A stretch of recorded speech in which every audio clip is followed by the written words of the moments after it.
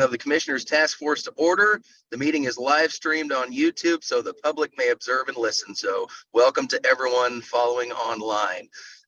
Today's agenda has been provided. Are there any changes to the agenda?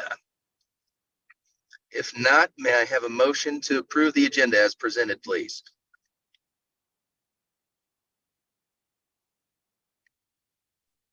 I'll move to approve the agenda. Thank you, Frank. Second. Second?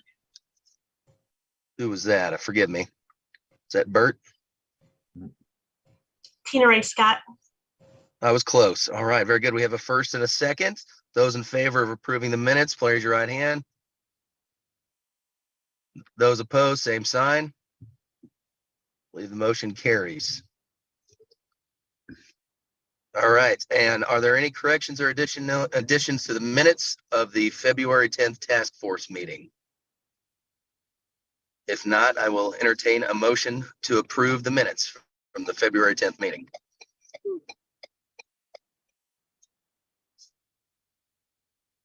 This is Frank again. I'll move to approve the minutes. Thank you, Frank. Do I have a second? Amy Rumford, second. Very good. Thank you very much. Those in favor, please raise your right hand. Those opposed, same sign. The motion carries. Very good. Good to see everybody. I am at this time going to go ahead and turn it over to Doug for the presentation. Take it away, Doug. Thank you.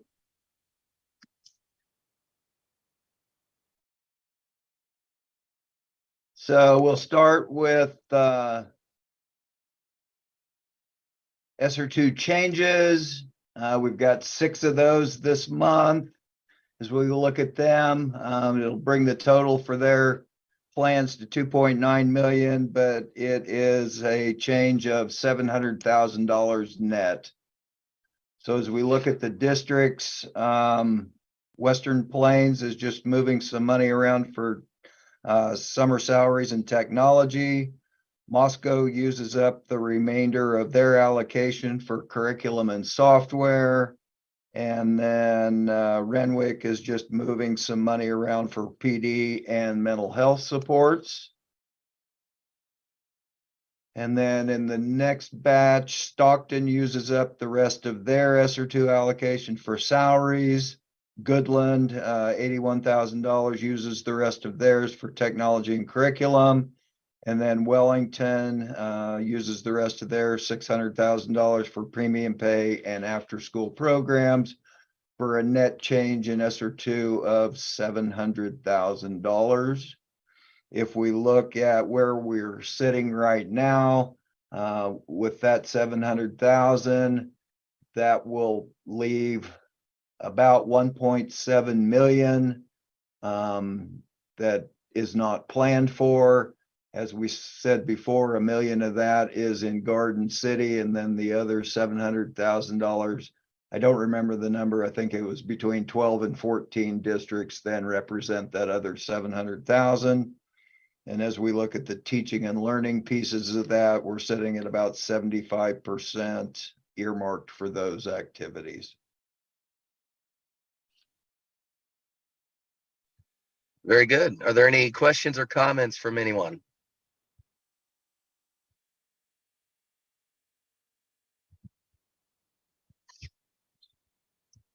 Very good. I believe we can move on. So I think it's time to vote for ESSER II. Oh, very good. Well, that being said, thank you for keeping me honest there. Are there any discussion or any changes that need to be made to these recommendations before we entertain a motion? Very good. At this time, then I would entertain a motion to approve. This is Bert, and I so move. Very good. Thank you, Bert. Is there a second? I'll This is second. Frank. I'll second. All right, Frank. Thank you, sir. Those in favor, raise your right hand. Those opposed, same sign. I believe the motion carries. All right. Go ahead, Doug. Okay, so we'll move on to ESER 3. So in this batch this month, we've got 34 districts. This is their initial plan that's coming before you. $31 million in those plans. We do have some ineligible ones that we'll talk about in a little bit. And then we've got 15 districts submitting ESER 3 changes.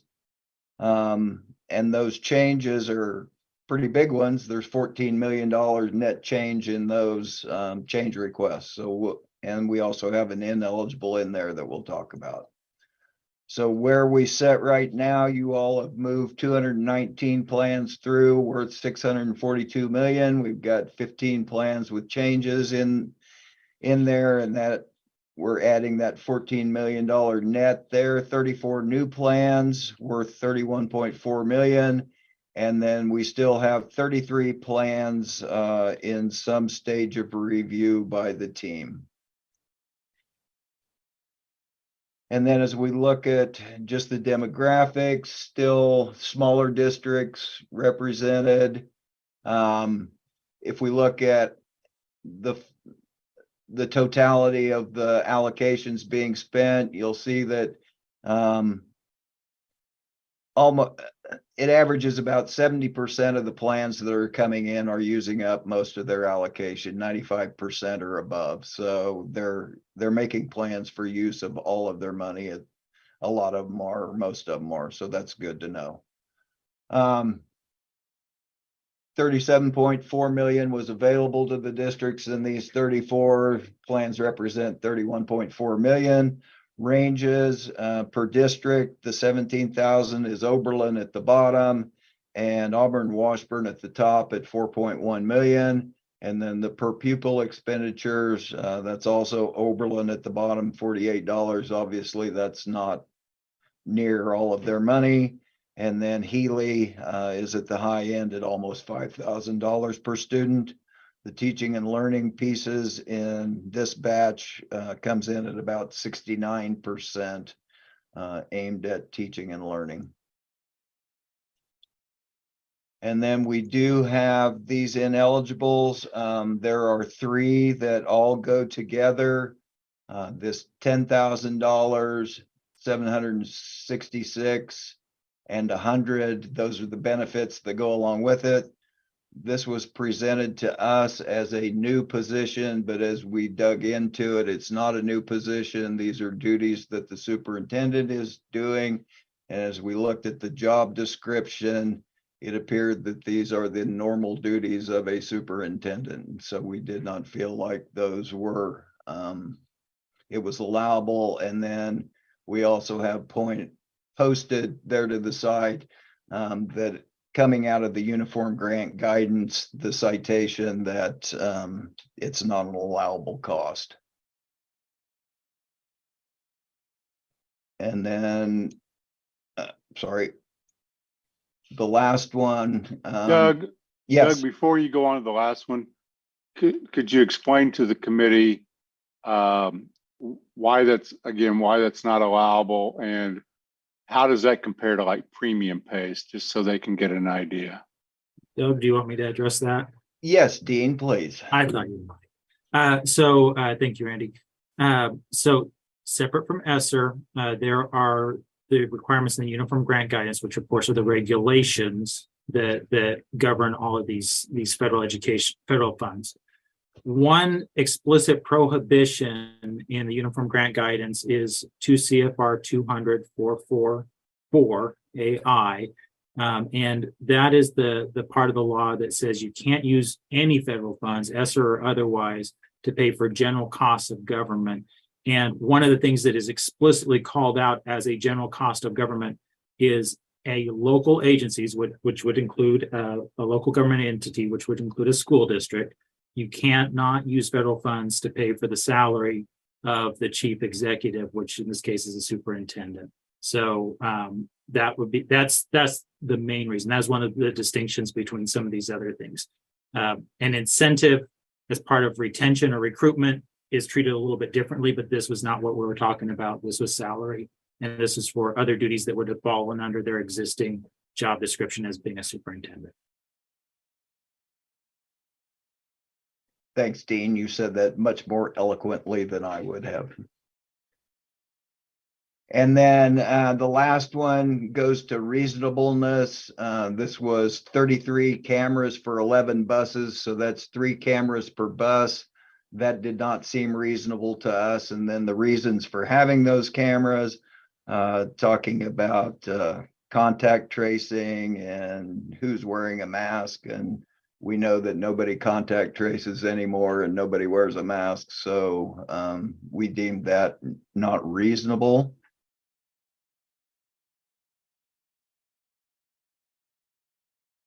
And so then as we look at our cumulatives, we're setting at approximately 80% for the teaching and learning pieces.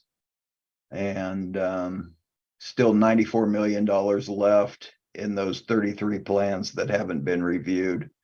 And of course, the people that didn't use all of their allocation in their initial plan.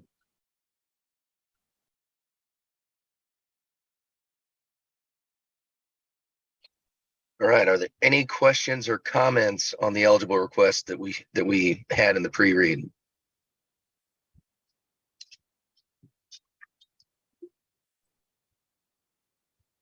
All right, not seeing any. Okay, I'll move on to the ESSER 3 changes then. Very good. Thank you, sir.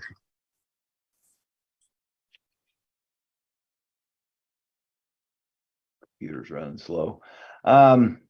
So Bonner Springs, $43,000 for salaries is, and then Leroy Gridley, 74,000 uses up the remainder of their allocation. Gerard, $100,000 for salaries, doesn't quite use up their full allocation. Tri-Plains, 25,000 premium pay and curriculum.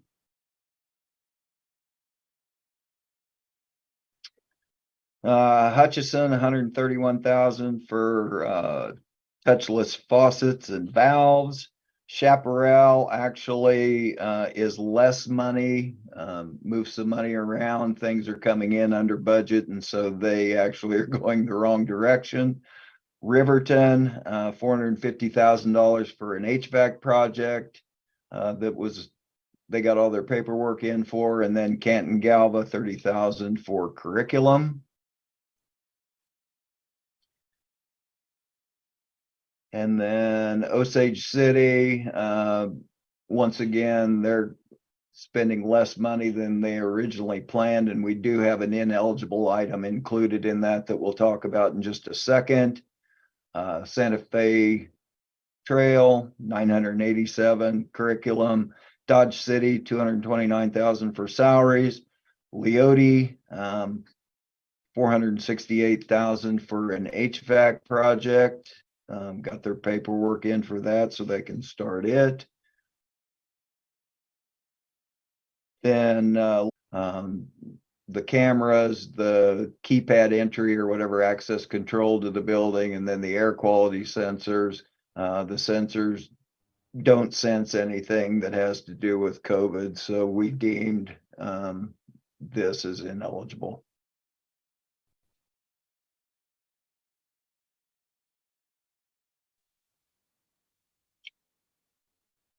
And so then if we include that 14 million, that gets us down to 79 million left to be spoken for. And we're still sitting at about 81% for our teaching and learning objectives.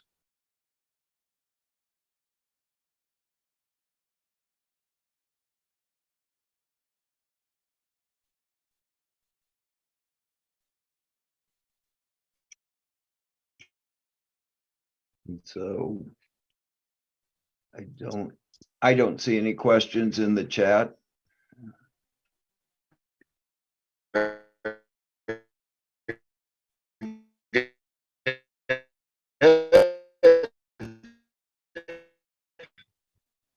Are there questions or comments? I'm not seeing anybody with their hand.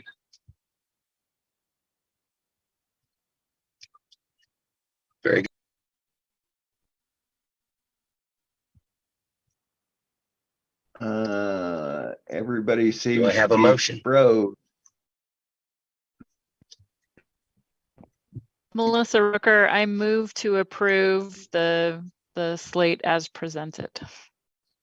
And if someone help me if there's more specificity.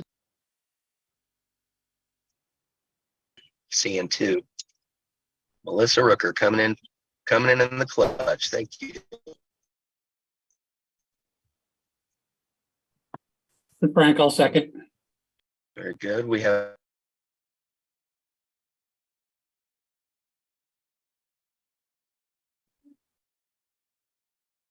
a motion.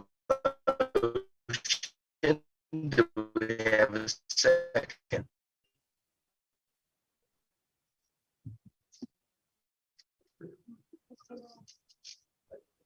I think we're having some internet connectivity problems. So we've got Melissa Favor, Rooker. please say aye. Here we go.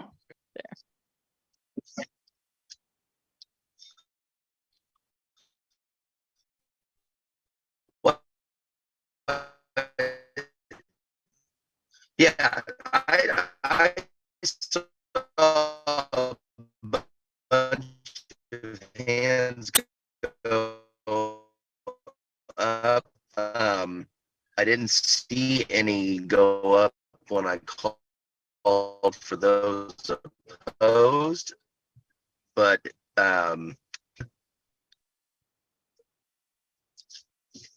Representative Thomas, this is a lot harder I than believe the sharing motion the carried. House ad because the internet connectivity is a little shaky. So I know that you called for all those in favor. Maybe we can do it again.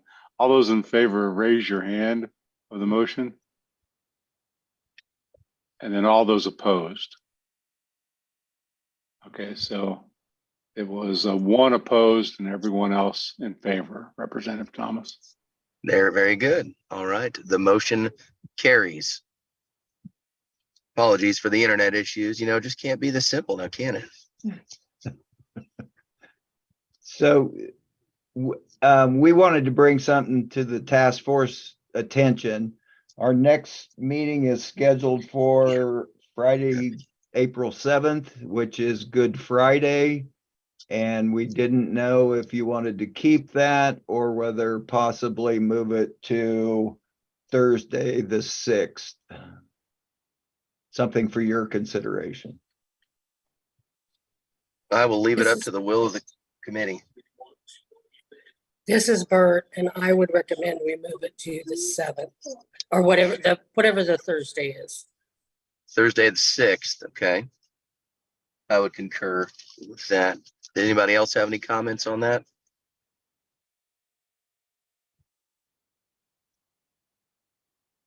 All right, is anybody opposed to moving the meeting to the Thursday the 6th at 3 p.m.? April 6th, my apologies. I believe that seems to work for everybody. If there's any changes, obviously let us know. I apologize for the internet connection, but I believe that is all the business that we have for today, unless I'm being told otherwise. Commissioner Watson, do you have anything? Oh, I just thank your daughter for getting you around safely while you conducted the meeting. So we appreciate her help. She's doing a fine job. You're She's welcome. doing a fine job.